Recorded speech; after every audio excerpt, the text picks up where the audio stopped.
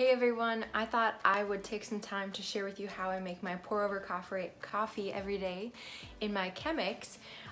So come join me.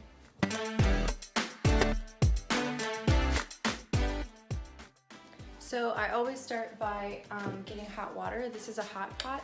It's super awesome. It just gets the water super hot really fast. So I just fill this up every morning.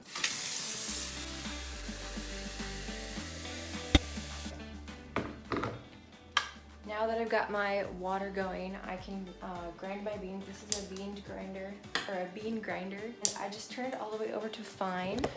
I just grind enough for today. Okay, and then this is the Chemex. This is basically the tool that you use to make the coffee and what the coffee is made in. The Chemex is just a version of a pour over coffee. So what I'm gonna do is I take a filter. This is what the filters look like. So I'm gonna first get it wet.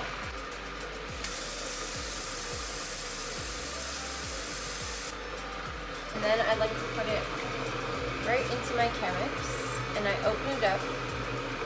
So now it's ready for the coffee to be put inside.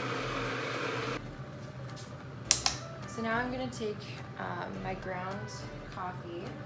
It's like this, it smells so good. I usually do about 3 scoops of coffee into the Chemex.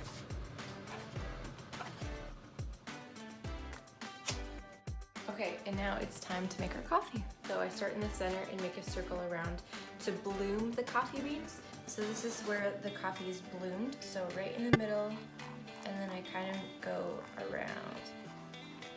Okay, and then I stop because I just want to get all the beans moist so that they can bloom. So as you can see, now the coffee, and after the beans have bloomed here, you just continue to add water in a circular motion, and